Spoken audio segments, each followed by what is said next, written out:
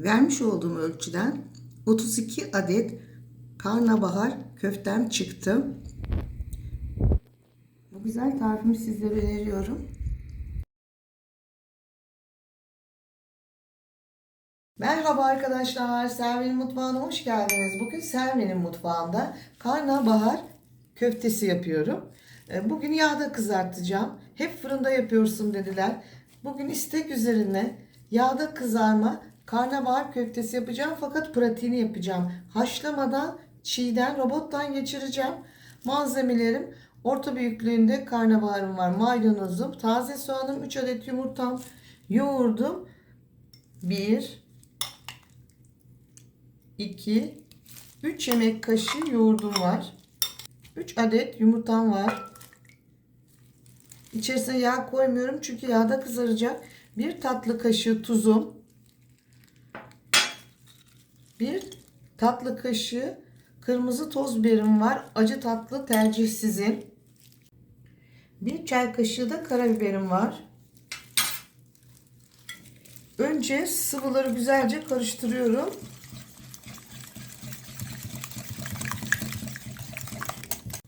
1 su bardağı unumun üzerine 10 gram kabartma tozu koyuyorum. Hepsini birlikte güzelce karıştırıyorum.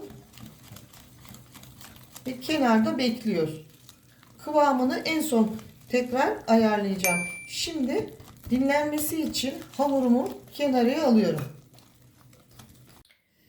Taze soğanımı doğradım, 1 demet. 1 demet maydanozumu doğradım. Şimdi şu yeşilleri falan hiç atmıyorum arkadaşlar. Onları da böyle küçültüyorum. Robotumda kolay çekilmesi için sebzelerimi güzelce böyle doğruyorum, küçültüyorum ki robot bozulmadan çeksin diye. Şimdi tümünü bu şekilde doğradıktan sonra robottan çekeceğim.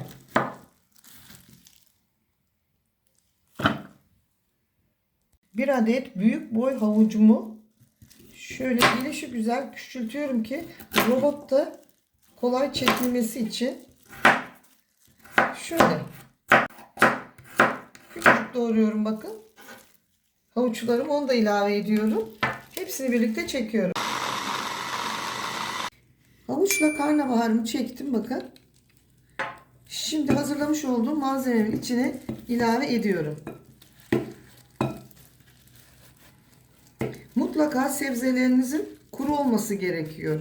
Yoksa güzel olmaz, sulu sulu olur, hamur olur. Çiğ olduğu için bu kısmı çok önemli. Bakın bunları da güzelce kuruttuktan sonra doğradım. Hepsini birlikte karıştırıyorum. Bakın bir robot çektim. Kıvam bu arkadaşlar. Şimdi ikinci robot. Kar bakın. Aynı kara benziyor. Haşlamanıza hiç gerek yok. Bir de vitamini de içinde olmuş oluyor bu şekilde. Şimdi ben kaşığı çıkarıyorum. Elimle bir güzel bunu yoğuracağım. Şimdi 1 su bardağı un koydum. En son aşamada tekrar unumu kontrol edeceğim. Bakın arkadaşlar bu çok şimdi sebze suyunu bıraktı, sulandı. 1 bardak un yetersiz. İkinci su bardağı unumu ilave ettim. Şimdi tekrar karıştırıyorum.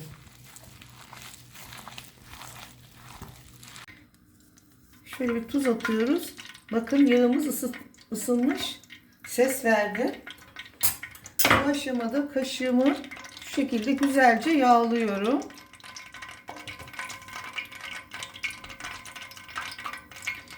Bir yemek kaşığı bırakıyorum. Birazcık bastırıyorum, şekil veriyorum. 2 su bardağı un kullandım. Şekil verilmiyor 2 su bardağında, kaşıkla dökülüyor. Eğer şekil vermek isterseniz 3 su bardağı un koyabilirsiniz. Ben unu az olsun diye böyle biraz şekilsiz oluyor ama unu az oluyor. Tekrar her seferinde kaşığınızı şu şekilde yağlayın. Şimdi kızarmalarını bekliyorum. Bakın bir kaşık döktüm, ne kadar büyüdüler. Şimdi diğer yüzünü çeviriyoruz. Bu şekilde çok güzel. İçinde hem kabartma tozu hem de yumurta olduğu için çiğ olunca arkadaşlar daha güzel kabarıyor. Size önerim çiğden yapmanız. Hem kolay. Bakar mısınız şu güzelliğe? Bakar mısınız ne kadar güzel kızardı. Şimdi kızaranları tek tek alıyoruz. Şu kalınlığını görmenizi istiyorum. Tam 2 katına çıktı köftelerimiz. Sağlıklı sebze köftesini sizlere öneriyorum. Çocuklar bu tarife bayılıyorlar. Sebze yemeyen çocuklarınızı bu şekilde besleyebilirsiniz. Ben ayçiçek yağı kullandım. Zeytinyağı çok pahalı olduğu için eskiden zeytinyağı da kızartırdım. Fakat şimdi zeytinyağı çok pahalı.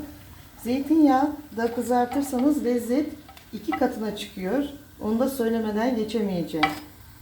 Şimdi ikincileri devam ediyorum. 2 tava bu kadar oldu. Şimdi 3. tava bakın. Bakar mısınız şu güzelliğe? Lokum gibi oldu. Şimdi ben kızartırken bir tane yedim. Çok güzel oldu. Bakar mısınız şu lokuma? Bu şekilde hepsini alıyorum. Pişirirken 2 tanesini yedim. Muhteşem lezzet. Bakın ne kadar güzel de kabardı. Şöyle gösteriyorum size. 2 katına çıktı. Haşlarsanız böyle kabarmıyor arkadaşlar. Onu da püf noktası olarak söyleyeyim. Çiğ olduğu için karnabaharımızın, havucumuzun, taze soğan da çok yakışıyor. Eğer taze soğan yoksa evinizde kuru soğan da koyabilirsiniz. Bu güzel tarifimi sizlere öneriyorum. Ben içerisine şöyle ortaya bir yoğurtla servis yaptım. Sarımsaklı yoğurt çok yakışıyor. Tercih sizin. Şimdi çayımız da demlendi. Köftemizi yiyoruz. Vermiş olduğum ölçüden 32 adet karnabahar köftem çıktı. Bu güzel tarifimi sizlere öneriyorum. Sebzelerimi çiğden kullandığım için çok lezzetli oluyor.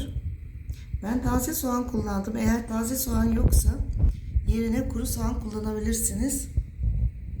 Hepinize afiyet olsun. Lütfen Selvi'nin mutfağına abone olmayı, beğenmeyi, yorum yazmayı, bundan sonraki tariflerimden haberdar olmak için lütfen zil tuşuna basınız. Hoşça kalın, sağlıkla kalın, mutlu kalın. Bakar mısınız şu güzelliğe? Şöyle yoğurda bandıra bandıra yiyoruz. Çay da demledim şimdi mis gibi. Ben size yine de iç dokusunu göstermek istiyorum. Bakın kek gibi yumuşacık oldu. Çünkü çiğden olduğu için arkadaşlar. Bakın şimdi ben size iç dokusunu gösteriyorum. O kadar lezzetli ki 2 tanesini kızartırken yedim. Muhteşem bir lezzet. Hepinize bu güzel tarifim. Afiyet olsun.